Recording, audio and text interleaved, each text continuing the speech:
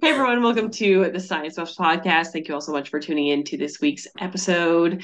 I'm Abby, And I'm Sam. and thank you all for watching. We're going to get into a good science topic here, but first, let's catch up a little bit. Sam, how are you doing? I'm doing good. We Good, good. are batching episodes right now. So we have two episodes that we're working on right now because I'm going to be in Japan for a while and then we hit the holidays. So we don't have some weekly updates, but somebody's birthday is coming up and I think when this episode comes out, will your birthday have happened or is Yeah, it I in think the it's the future? day before this episode drops, so Okay. Are it'll you be right so around what then. what number is this, Abs? This is number 28.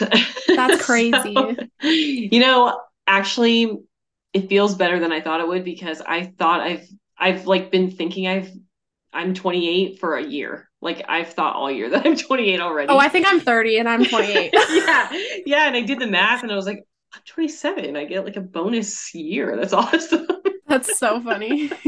I know. I was I'm always like convinced. I'm 30, I'm 30, but I'm not I 30 know. yet. I feel like we're at the age where we're just like rounding up. So then when you're actually like, oh, I'm actually only 28, like I have a couple of years left till 30, then Yeah. it just is all a bonus year. But yeah, I Yeah, what are you don't doing? know. I don't know. Like I feel like we've had pretty low key birthdays. As a kid, every birthday is important, and then as an adult, it's like there's not going to be an important birthday till 30, if we're being real. So we'll probably just, I think Jason's going to cook like a good meal. Like his family usually does like a birthday meal, where Are you you get gonna like your be favorite with thing. his family for your birthday? No, I'll be here. And then like I think like a couple days later, we'll fly to Michigan to be with his family. I know. I come back on your birthday. Yeah, That's a it's bummer. crazy. So like just so the listeners get the schedule down, it's like Sam's gone for 2 weeks. We come back, we're overlapping for like 2 days, and then I'm gone for 2 weeks. I'll be So sleeping those 2 days. yeah, so like December we're just not seeing each other at all. Yeah, that's kind of a Um bummer. yeah, so we'll have to exchange Christmas gifts early because I have Yeah. yours on the Well, way. newsflash, you're getting matcha. Oh, actually, yeah, we'll have to like meet up in the 2 days that we're here so I get my matcha and I can give Yes. you your gift. I know. Um, I'm bummed I'm missing your birthday, but we're going to the yeah, Ian that's Munsick okay. concert. Woo, yeah, we'll just So, count that but as that's our not late till birthday. June. But we'll count it, yeah, as a birthday present. Yeah, my favorite musician, Ian Munsick, if you all have not heard of him, I was in his like top 0.01% of listeners on the Spotify Wrapped. I am obsessed with him. You're gonna be so mad at me. Oh, But so I like his music. It's traditional country, but it reminds me of it's this so guy who Western.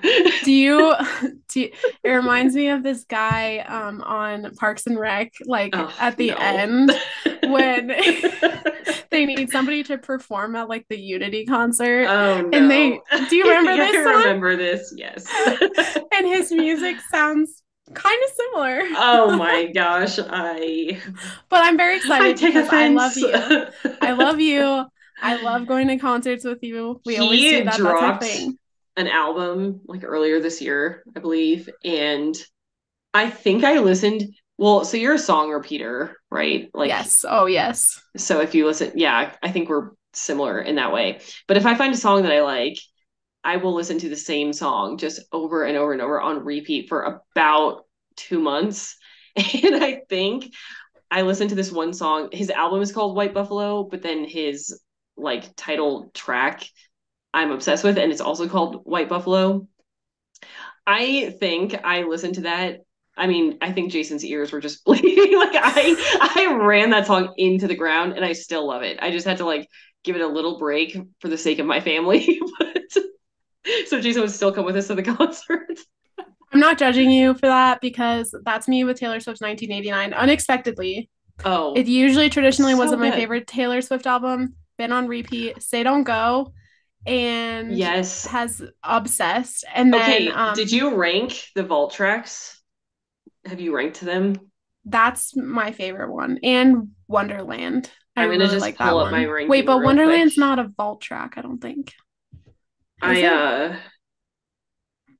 okay, I because my cousin is a major Swiftie, so I put together my ranking of the vaults, which Say Don't Go, I think has moved up. Well, That's okay, my favorite. Suburban Legends chorus Yes. specifically, only the chorus I put as number one. I think it's like amazing. Then Say Don't Go, then Suburban Legends, the rest of the song is at a three. That's And a good one. then Slut, Is It Over Now? Now That We Don't Talk. Is it Although, over now? Okay, Is that It might be Over my Now number is one. wild. It was my second one. Now it's my first. I do really like it. I think it would move up the more I listen to it, but I just have only listened to really Say Don't Go since it's come out. Yeah. Unpopular opinion, which I want to do a poll about. I have never liked Shake It Off. I still don't like Shake It Off. It's Really? not my jam. Yeah. Mm. But so that's why I was surprised. I'm like, 1989 is just on repeat in my house. It's actually, you didn't see the Taylor Swift movie, did you? The Eras Tour No, movie? I'm sad. I need to. We should go, or actually, we should wait till it's out on streaming. You should just come over and we should watch it. Mm-hmm. But Shake It Off was so much better in person than I thought it was going to be. Like, I was kind of disappointed that she was playing it because I was like, this is taking away from another good 1989 song. Yeah. And it was good. It was fun in person. Okay. I'll have So, to, I'll judge by that. okay, perfect. Well, we somehow got here talking about my birthday. But anyway, that's the update. We are batching episodes. So, are you ready to get into the topic? Let's say, Yes, I'm very excited. okay, I'm a little nervous and I hope that I'm going to present this well. But here are my clues. Let's get it started. Number one, it has to do with space exploration. Very vague, but take a wild guess. Mm, Mars rovers? No, but good Oh, try. I don't know. There was clue number two. There was a movie made about it. The Martian? No, but also good Um, guess. Gravity, like the worst movie. Uh, no, and Intergal yeah, that movie was not great. Interstellar? Interstellar, great movie, but no. Okay, Okay. we're I don't cutting it know. off your guesses. Clue number three. It was a near disaster. Apollo 13. Yes, I that love that is movie. today's topic. One of my favorite movies. I think it like is why I love Tom Hanks. It is So very good. what do you know about Apollo 13? Oh my gosh, I haven't seen that movie in so long. I know that Tom Hanks almost dies. Yes, and it was Um, tragic. so I forget how they lost power. So they're in an Apollo space capsule. They're supposed to actually go land on the moon. Um, but something happens to their power. They're not able to land on the moon, but they use like the gravitational pull of the moon to like slingshot them back to Earth, and they're like actually able to land safely, Yeah. correct? Yes. You know a lot. Yay! So we're gonna go through the details of like what happened, what went wrong, the specifics of like how they had to, because they had to ration a bunch of stuff, and it was kind of crazy. Like they were shivering. Like all I remember from the movie, I mean, I remember a lot, but one of the major scenes was like all of them just shivering in the capsule. Yes. And then as they started to re-enter, like everything was, melting. There was ice inside and all that because they were trying to conserve power. So yes, good job. We will go over all the details. So let's go over the objective first of the mission. So yes, you're correct. It was supposed to land on the moon. It was going to be the third landing on the moon. And it was supposed to go to the Fra Mauro part of the moon. I don't Interesting. never really heard about it, but there's like a specific part of the moon that it was supposed to land on to go Has explore. anyone been there since? Good Do we know? question. I do not know. I think they just pushed the objective of this mission to the next mission. Okay. So I believe so, but we should probably double check. So the crew, there were three members of the crew. The commander was Jim Lovell. the lunar module pilot was Fred Hayes. And then Ken Mattingly was supposed to be the or the crew module pilot. So there's a lunar module pilot and a crew module pilot. A guy named Ken Mattingly was supposed to be, or sorry, command module. He was supposed to be the command module pilot, but he actually got exposed to the German measles like a week or two yeah. before he was supposed to go up. And they realized that he had no immunity for the German measles. And so they actually ended up replacing him with John, and he goes by Jack Swigert.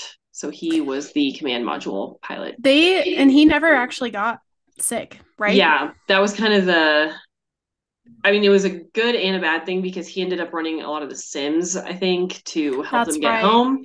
But he missed out on getting to go to space, and he never actually got sick, which was a real bummer. So yeah, he got replaced at the last minute. And again, it was supposed to be the third human landing on the moon. So Didn't Jack Swigert go to see Boulder? did he? I think he did. And there's Oh, a we should statue check. of him at DIA. Oh, That's yeah. Jack Swigert, right? Swigert? Yes, right as you get off the train. Yes. Yes, Yeah, I he think that went to is our him. school. That's Yeah. cool. Yeah, good fun fact for everyone. Um, okay, so let's see. So what went wrong? So the mission launched on April 11th, 1970, and 5.5 minutes after liftoff, there was just a little vibration in the center engine of the S2 stage. Uh, sorry, in the center engine, which is the S2 stage, is shut down 2 minutes early because of this little vibration. So they didn't really know what was going on, but basically the remaining four engines compensated and they burned about 34 seconds longer than planned.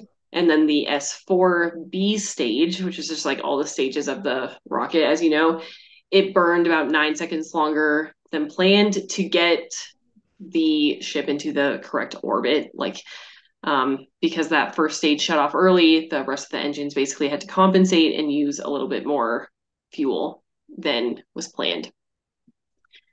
Okay, so this is where it gets kind of technical. So I found an article from NASA's website that I'm just going to read a little bit so that we can I don't misrepresent this. But basically, ground tests before launch indicated the possibility of a poorly insulated supercritical helium tank in the lunar module, which is called the LM. So anytime you hear LM, it's going to be lunar module. Which is the descent stage. So the flight plan had to be modified to enter the LM 3 hours early in order to obtain an onboard readout of the helium tank pressure. So in early tests, these tanks were kind of being weird. It says the number 2 oxygen tank had been previously installed in the service module of the Apollo 10, but it was removed for modification. And when they removed it, it was damaged in the process. So it was then fixed. It was tested at a factory. They thought it was all fine. They reinstalled it into Apollo 13 service module and tested it again. And they tested it during the countdown demonstration test at the Kennedy Space Center. And that began on March 16th, 1970. So all this is happening in 1970. So during the test, they empty the tanks to half full. And there's 2 tanks. So number 1 behaved totally correctly, but number 2 only dropped 92% of what it was supposed to drop. So there was no margin. There wasn't much margin there. It was you have to get the 100%. Right. Like they knew that it wouldn't be that far off, at least. The margin probably was less than the 8% that it showed. So they knew something was a little bit wrong. It said that there was oxygen at 80 pounds per square inch, which was applied through a vent line to expel the liquid oxygen. Nothing really worked. It still wasn't expelling the oxygen as it needed to. So there was a discrepancy report written, and 2 weeks before the launch, the detanking operations resumed. So they basically tried again. Number 1, again, emptied normally. Everything was fine. Number 2 still was not emptying normally. So something was still wrong. there was then a conference with a contractor and NASA personnel and like the test director and all of these, different people involved. And they decided that they needed to boil off the remaining oxygen in the tank, in tank number 2, using an electrical heater inside the tank.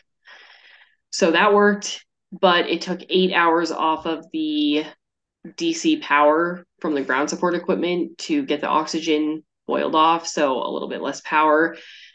It says, due to an oversight in replacing an underrated component during a design modification, this turned out to severely damage the internal heating elements of the tank. So this is a kind of another instance where like multiple things are going wrong at the same time. So like an oxygen tank that was, used in another mission was damaged, replaced, and then they came up with a solution for boiling this oxygen off that they thought was good, but there was an oversight that damaged the tank because of the heating element that they used inside the tank. So that's kind of the like root cause of why this whole thing ended up happening. So like multiple failure modes had to align to Yeah, make exactly. it happen. So initially the crew didn't know anything about this. They launched, they, were going basically at 55 So hours did they just ahead. accept the risk? Did they just accept the risk like it was like they decided it was such a low probability of actually occurring or something? That they're just like, I think they thought the main problem was just that the oxygen was in the tank, not the method of getting it out of the tank. Like I don't think it needed to empty necessarily in that manner or something in flight. So they didn't see it as a flight risk. And I don't think it necessarily was. It was just that the heating element didn't behave as predicted. So initially the crew, like there were some very minor surprises after launch, but it was smooth sailing for like the first 55, almost 56 hours. The crew even did like a sort of like a live stream video saying how great the mission was going. This is so much smoother than all the other Apollo missions, and everything's going super great.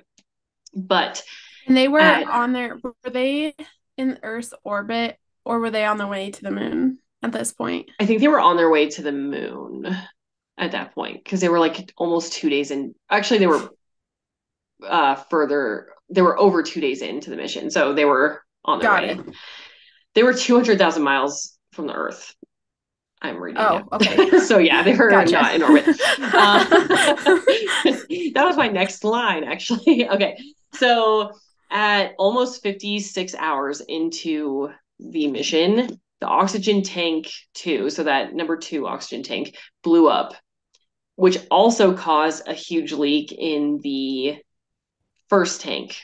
So the number 1 tank was also failing. So 2 was basically gone. Number 1 was failing. They were 200,000 miles from the Earth, and the normal supply of their electricity, their light, and their water was all lost. So it was crazy. It happened at 9:08 p.m. I think, like based on their launch time zone.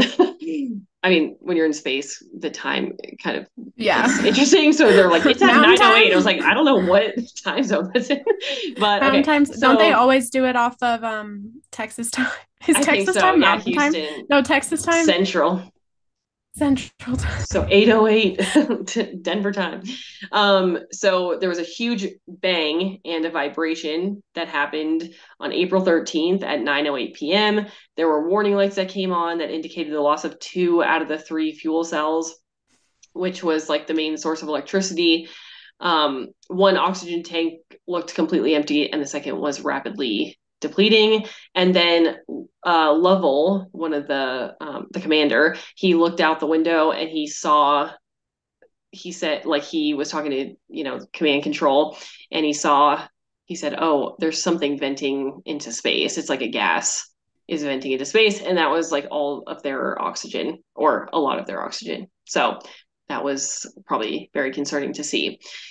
Immediately, the crew kind of sprung into action and tried to close the hatch between the CM and the LM kind of like if you're on a submarine and part of it has a leak or something, you want to like contain it as much as possible. So they tried to close the hatch between the CM and the LM.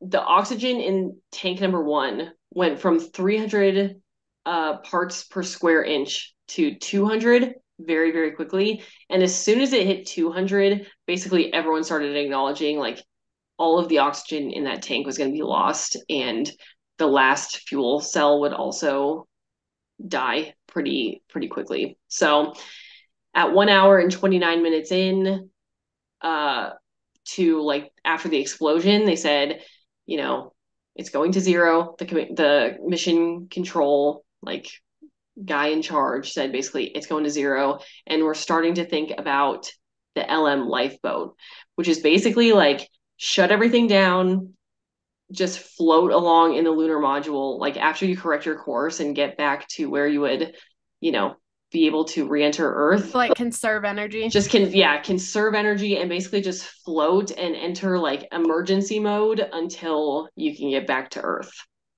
So, which would be so scary as an astronaut. This is like worst case scenario for sure.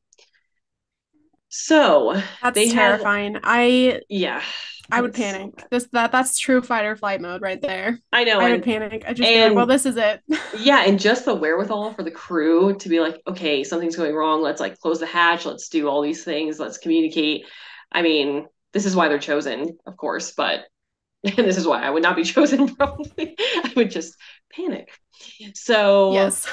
there was a problem where the ground controllers, so everyone at mission control, needed to figure out how to get the crew to survive till they could get back to Earth and write procedures for them to execute, test them in the sim before they pass them up, and then pass them up to the crew in time for them to execute them so that they could survive. So it was a huge time crunch. A lot of these procedures, especially on like the burns and, you know, attitude corrections and stuff like that, usually it takes like 3 months for them to write those procedures, and they had to do it in 3 days. So it was like all hands on deck, just like crazy, um, tense energy, basically. So they had to figure out how to get them home. Basically, they had 15 minutes of power left in the CM. And so the like head of the mission, his name is Lusma, was his last name, I think, or Losma. No, I think it's Losma. I don't know. He told the Losma. crew to go into the command module instead of the lunar module and try to conserve all their power there. So the lunar module was built for a 45-hour timeline, and they needed 90 hours out of it. So there were a few major concerns with how they needed to stretch out this time, which we'll go over. All right. So I have a quick question. It just came to me. Yes. Is it true? Have you heard the common thing that like you have more computing power in your cell phone than you do in the Apollo Yeah. 13 module? Is that true? I keep hearing that, so I have to assume that is true. But We're gonna have to miss fact that check seems this. actually crazy. But I mean, the iPhone has so much computing power, I feel like now Yeah. that I would guess that would be true because it was like 50 years ago. Yeah. So But it's crazy that's like wild though. the communication that they were able to have with control and everything during I this know. whole thing. Seems like you need, yeah, way More tech more than computing that. power than that. Yeah. But I don't know. We'll fact check it. We'll put it in the stories for Yeah. sure. Okay, so there were three like major issues that they had to kind of troubleshoot as they were trying to bring the crew home. So oxygen, which would seem like probably the biggest one, to, at least to me. I mean, if you see an oxygen tank basically blow up, you're like, oh, I need oxygen. I didn't put a ton of details in here because basically there were just tons of backups. Like there was a bunch on the command module, a bunch on the lunar module. So even though that they had the main oxygen tanks that blew up, it was fine. They had enough backups to make it home because they were going to cut their trip short. So they'd be fine using what they had on board. So oxygen wasn't really a problem as much as you may think. Power was a major concern. So there were 2,181 ampere hours inside the lunar module batteries. And the ground controllers, basically, as soon as this happened, started working a procedure where the command module batteries were charged with the lunar module power, because the command module is what is going to land. So the lunar module lifeboat is basically helping supply the command module for the time, like as long as they can before they can get back to Earth. So they found a procedure where the crew module batteries could flow power into the lunar module batteries and charge or empower the lunar module. So that was okay. When you said found a procedure, did they like some engineer had done this as part of like a risk management thing, like ahead of time, the procedure already existed, or did they have to come up with this on the spot? From what I can tell, all of these well, I shouldn't say all, because I'm sure they had some emergency procedures like the oxygen thing and like redirecting oxygen from the backups and stuff. So that they had like a certain amount of backups in case things went wrong. From what I can tell though, the battery, this procedure and most of these procedures were on the fly. So usually it takes like 3 months to write these procedures. They had to do it in 3 days.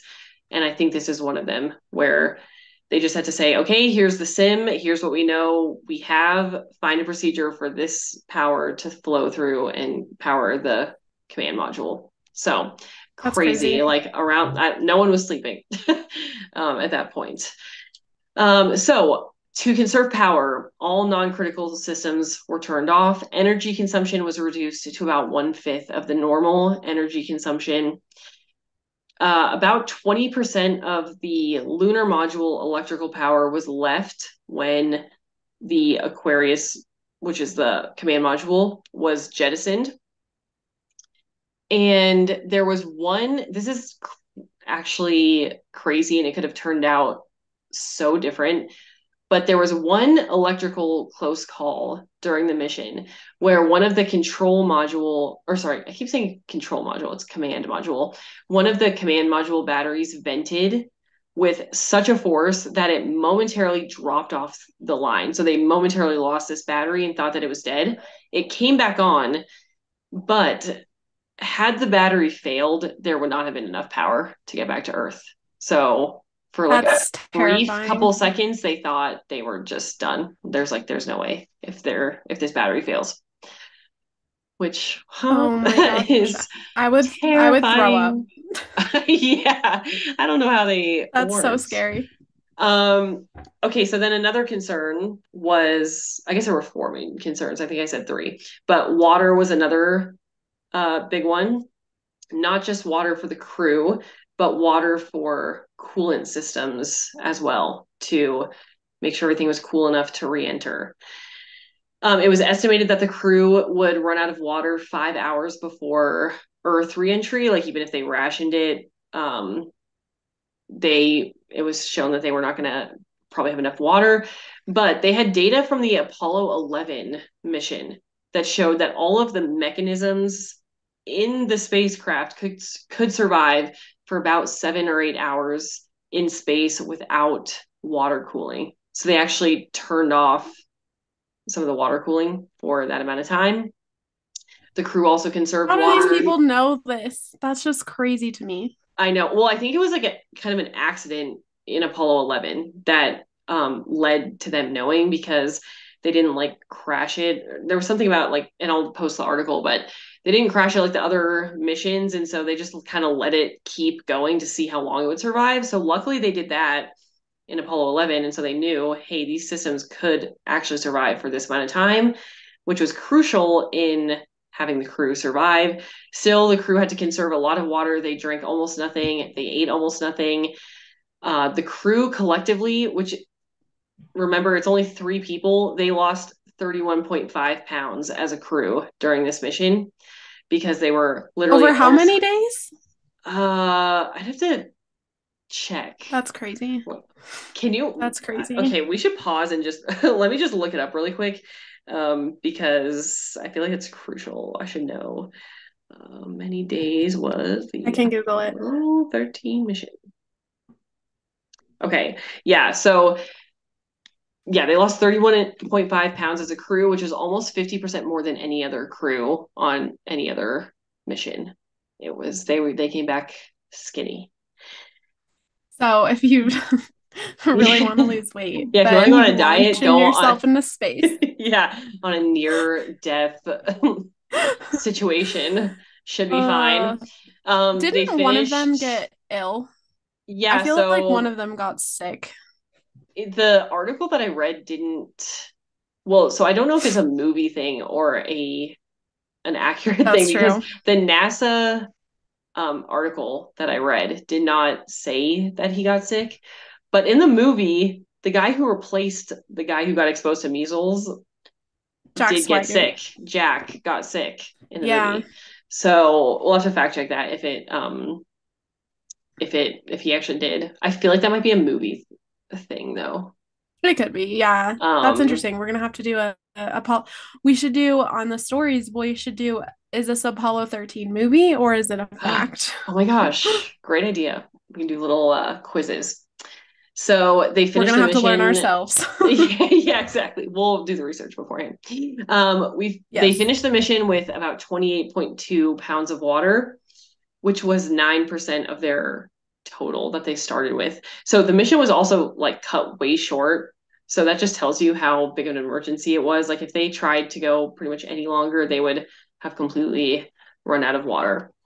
Were you able to see how long the mission was? Or was Yes, I five Googling it? days, Or right? oh, five. Okay, That was cool. you. Yeah. Yeah, 5 days. Oh, yeah. 5 days, 22 hours. So like almost 6 days. So they lost 10 pounds each in 6 days, essentially, That's which insane. is Because they wild. probably couldn't eat hardly anything Yeah, because a lot of their food had to use water to eat, like to yeah, rehydrate and stuff. to So rehydrate it. yeah, so there was not a lot That of makes sense. eating happening. So, and then the last big concern, which was like my favorite part of the movie because of how they had to come up with this procedure, was carbon dioxide removal. So even though oxygen was not a concern, carbon dioxide started building up in the cabin, and there were enough lithium hydroxide canisters, which is what filters the carbon dioxide out. But the extras were from the command module, and they were not compatible with the round openings in the lunar module system. Yeah. Which, like, why make them square and round? I don't know. Like, it seems like they should kind of streamline. Seems like they should kind of streamline those to make them interchangeable. I guess they didn't do that. So they were trying to fit a square Two peg in a different round hole. contractors, maybe. Yeah. Honestly, with how that works, probably just two different companies making them or contractors making them. So the lunar module was designed carbon dioxide wise. It was designed to support 2 men for 2 days. Well, it needed to support 3 men for 4 days. So they had quite the ways to stretch it. And after a day and a half of being into the emergency, like after the explosion, a warning light showed that the carbon dioxide buildup was starting to get to a dangerous level. They mission control was aware of this as it started building up.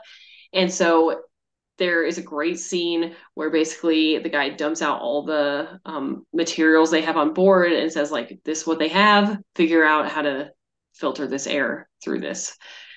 So they did, and they found a way to attach the control or command module canisters to the lunar module system using plastic bags, cardboard, and tape, basically whatever they had on board. And they were able to do it and filter out the carbon dioxide. So That's amazing. That's my great, favorite great scene scene. in the movie Oh, as well. I think that's my favorite scene of all time, just of any movie. It's crazy. Like, I think that's part of what made me want to do aerospace. Honestly, I was like, I want to be one of those engineers. I figured that out.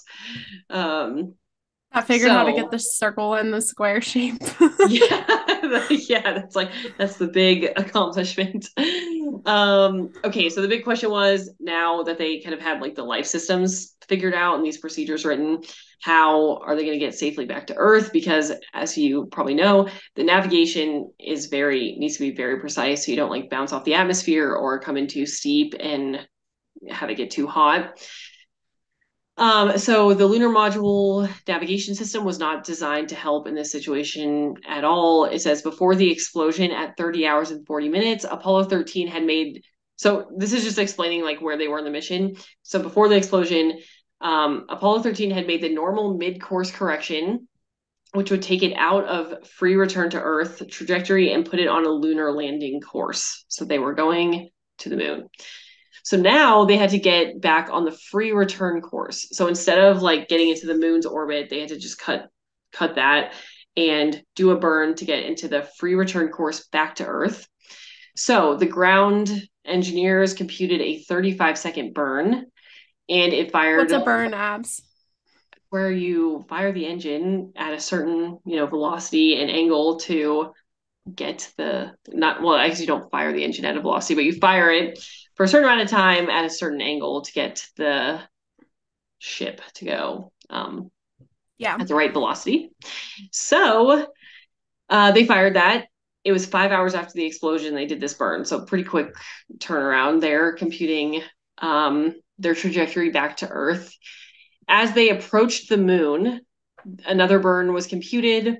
This time it was a 5-minute burn, and that basically sped up. So they kind of like slingshotted around the moon, and that 5-minute burn was used to speed up the return home.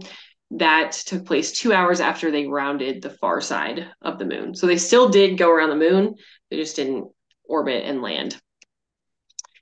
So the command module that was navigational... a really emotional scene. That yes. was a really emotional scene in the movie because they show them just kind of like that was their whole dream, was to land on the moon, and they're just watching it go by. But at that point, I wouldn't care. I'd be like, get me home. It is so sad though. That scene really does pull on the heartstrings.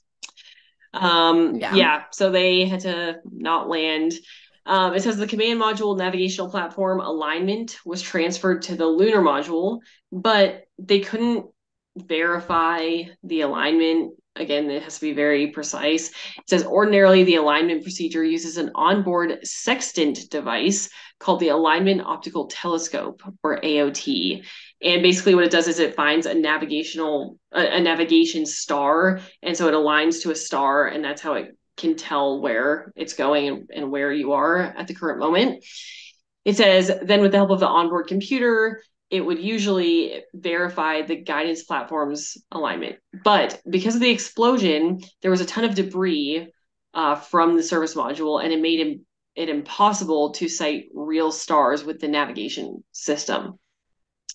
So again, these engineers on the ground had to develop a procedure to use the sun as the alignment star. So this was another very tense scene in the movie where they were doing a burn and they had to align the sun within this window of the module and use that as the alignment star to get them on the right trajectory. It said didn't they have to do that like visually somehow? Yes. Yeah, at least in the movie, it was like through the window. So it says Lovell rotated the spacecraft to the attitude Houston had requested, and when he looked through the AOT, the sun was just where it expected. So when he looked through the Alignment Optical Telescope, he saw the sun. The alignment with the sun proved to be less than half a degree off. The ground and crew then knew they could do the 5-minute burn with assurance, and they cut the total time of their voyage to about 142 hours. So I guess we could have done the math there. That is just under 6 days. It says at 73 hours, 46 minutes into the mission, the air-to-ground transcript describes... Oh, there was an air-to-ground transcript, which I'll post, but basically they're like, yeah, we're aligned. Let's go home. So I did not copy that into my notes. It was not the most technical conversation. So I'll post that on the stories. So from there, they were aligned. They could come back to the Earth. They would get in just fine, but they had to ride all the way back. So like they had to spend a couple days just basically floating through space, hoping that all of what they just did would cause them to survive. But it was an extremely, obviously, uncomfortable ride back because they were still conserving all their systems. They still weren't eating, they still weren't drinking. So they were super, super cold. It was 38 degrees inside the cabin at one point. Condensation was forming on the walls. It was like getting icy and stuff. And then eventually they had to wake up the spacecraft from its cold sleep. So basically, when it was just hurtling back to Earth and trying to get home, and all these systems were shut off, they called that the cold sleep. Eventually, they had to power things up to get to do the procedures to get back into the atmosphere. So, flight controllers wrote procedures for powering the command module back up in 3 days, and this is where the 3 days instead of the 3 months really was crucial, because this power up after an emergency was like pretty much all new. It would usually take months to write this procedure, but in those days where the crew was just sitting hoping they're not going to die, essentially the people on the ground were like, we need to wake this up in a very specific order to save power, to conserve as much as we can, and get them to splash down successfully. So while the crew was just kind of chilling up there in a very uncomfortable thing, it was like no one was resting, obviously, on the ground. So as they approached and as it powered on, it basically started raining inside the control module because all of that ice was starting to melt and it started raining in there. And so there was concern about if any of the electrical components would short out. But because of their experience on the previous missions, and it called out a few of the previous missions where this happened, they had built in a bunch of safety measures so that that wouldn't happen. So none of the electrical components shorted. Everything still worked very well, even though there was a ton of moisture inside the module, which was really impressive. That's crazy. They kept the lunar module and the crew module together, or the command module. Oh my gosh, how many times am I going to say that? We should have a counter of how many times I say the wrong thing. But they kept them together until 4 hours before landing, which they technically could have shed it earlier than that, but they weren't sure about what the cold space would do to the heat shield. So they kept it on as long as they could, and then they shed it about Oh, 4 hours before landing. They essentially just used it as insulation. Pretty much. Yeah, because in a normal situation, it wouldn't have separated until about that time anyway. So they didn't want to take any risks there. When they jettisoned it, they finally saw what was happening with the service module, and it was like missing an entire panel, and there was just a ton of wreckage on the side. So it was just like a mess, they said. And so that was the first time that they actually saw what the damage was and how bad the situation was. I feel like that it was helpful that they didn't see that earlier, because it would have probably, it would have probably been a little bit demoralizing. But yeah, 4 hours after they shed the or the service module, they had a successful splashdown in the Pacific Ocean near Samoa. So crazy return to Earth. That's it got crazy. Then it got really hot in there, as you probably saw in the movie. But it says after an intensive investigation, the Apollo 13 Accident Review Board identified the cause of the explosion. In 1965, the command module had undergone many improvements that included raising the permissible voltage to the heaters in the oxygen tanks from 28 to 65 volts. Unfortunately, the thermostatic switches on those heaters were not modified to suit the change. During one final test on the launch pad, the heaters were on for a long period of time, which is what ended up damaging that tank. It said it's subjected the wiring in the vicinity of the heaters to very high temperatures, about 1,000 degrees Fahrenheit, it said, which My goodness. no wonder it failed, which severely degraded the Teflon insulation. So that is what ended up causing the explosion on April 13th, when they were hundreds of thousands of miles away from Earth. So yeah, but they got back, and it was like a huge team effort to get them home. The whole world was like anxiously awaiting them their return and knew the problems that were happening. So crazy, crazy story. And I cannot believe they survived that, honestly. Like there were so many things that could have gone wrong that did not go wrong. It's insane. And there were subsequent Apollo missions after that. Yep. So the next Apollo mission, I believe, did successfully land on the moon. But I would have backed out if I was supposed to be the next one. Yeah, can you imagine being the next guy? Like, hey, did you fix that? I mean, if you just think about what happened with that one. Yeah, if you think about any of these systems that are taking people to space, the amount of things that could go wrong is like staggering. I don't know how we even got anyone to space. I always joke about that with people that are like, oh, you do aerospace engineering, you probably want to be an astronaut. And I'm like, before getting my degree, absolutely. After getting my degree, no thanks. Exactly. I know all the things that can go wrong now. Yeah. Are you afraid of flying at all? Like in a regular plane? Yeah, I'm not either. But space. It doesn't bother me. Yeah. Yeah. Well, I have my own concerns with flying right now because the past 2 flights I've been on, I've passed out. Oh yeah. I told you about that was the last 2? I think not the last 2, but okay. I have flown. Okay. Yeah. But I have fainted on a flight twice, which is crazy because I've flown my whole life. So, but not anything to do with it structurally. That you know of. Maybe your subconscious is really concerned. I know. Yeah, that's unfortunate. Yeah, hopefully that doesn't happen again. Yeah, I'm hoping. But that is Apollo 13. So we should totally watch the movie. And maybe we'll post a couple scenes we should. When we post the episode. It's a pretty long movie, isn't it? It's like 3 hours, I think. Oh. I'm pretty sure it's long. I don't have that memory, but maybe it is. If it is, it's like the only 3-hour movie that can like capture my attention from start to finish. It's so good. I'm looking it up. Okay. Okay, it's 2 hours and 20 minutes. For some reason, I thought it was super, super long, but honestly, that's longer than I thought it was. But it is. Yeah, really they go into the whole like a lot of the front end stuff is pretty drama because they talk about how Jack Swigert takes over for the other guy, and you feel bad for him. Yeah. Because it's sad because we know Jack's name, but we don't know that other guy's name. I know. We go on that movie is such a roller coaster of emotions, honestly. I'm like, oh, it is crazy. That's so sad. Jack or the other guy like couldn't go. Like Jack couldn't go. Ken. But then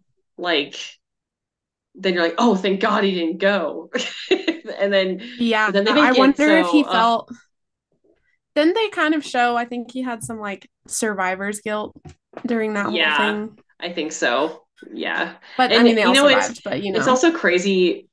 Like I want every movie to be so accurate to the actual story, so I know, and I don't have to go do my own research. But all these, like, who knows if that was, how much of the movie is a little bit tweaked. But yep, that's our episode. That was a good topic.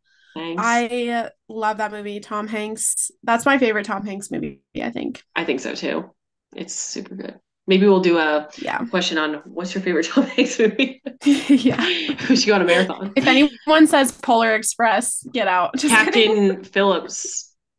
Oh, and Sully. He does everything is good. Oh, that's right. That he does. I cried at Captain Phillips. Really? Yeah, we're gonna have to watch that, the Sullyberg one. Definitely cried at Captain Phillips at the end. Like, it was so tense the whole movie, and then he kind of starts crying at the end, and then I'm a sympathy crier, so I started crying at the end.